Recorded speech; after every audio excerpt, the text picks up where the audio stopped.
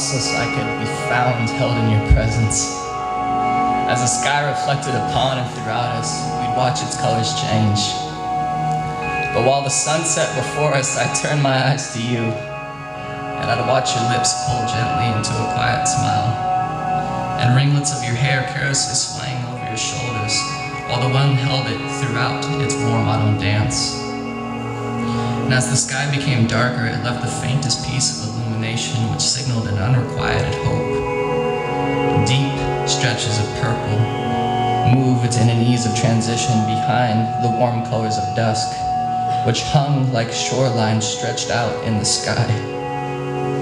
And these blushing hues moved almost as if they followed the sun back down into the horizon, leaving only the night and its definite answers. And the solitude of that solid black above our heads came slowly while we lay still suspended in the imagery of the light that it replaced. And we used to imagine processions of people spreading throughout the heavens like a choir, as one by one the stars came to light and became clear. We'd picture family and friends who'd passed away, each with a candle in their hands, walking down that heavenly aisle. Gracefully, they'd lean towards the sun as it regressed back down into the dimming horizon, and they continue on, having lit their candle with the remaining embers of daylight. It was a slow turn they'd make till they were facing back down towards us, and that flickering illumination became all at once a humbling sight to witness, with each star spread throughout the sky like a grand orchestration. It was as if every ocean and mountain came quietly to life and whispered a song.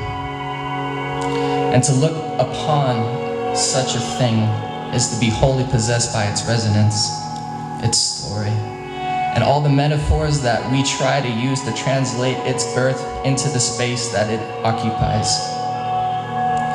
But the most unsuspected of these epiphanies is that all the while you were staring at the sky, I could never take my eyes off of you. And we used to feel captive to how brokenness displaced our hearts, and could only feel fleeting assurance that anything wholly good could in fact be.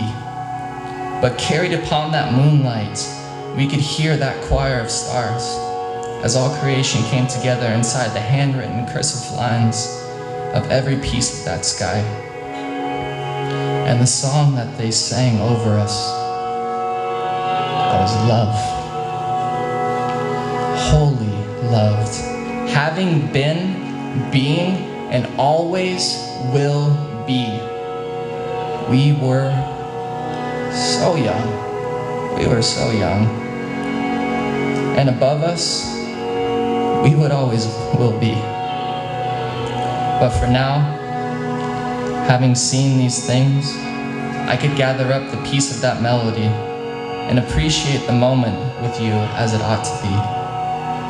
Laying my head down onto your chest and feeling the subdued beating of your heart quickening as the scattered shards of you and me, which used to harm one another, found their fit back into honesty, back into integrity, back into everything before that we had ever seen. Those scars line the surface of our lives like crumpled stacks of road maps. We looked beneath that surface, and after we finally stopped letting ourselves be lost and asked for a way, and what we found beneath the surface was that same signature on that sky above us. And so now we lay beneath the foreign regions of apprehension, as every distance possible reaches out above our heads and carries itself like a lover with both of its hands full of sincerity and hope. We can see every star, and we can hear their song. I can feel your heart racing while you lose the breath in your lungs. And there it is, that we are the broken pieces put back together and made complete.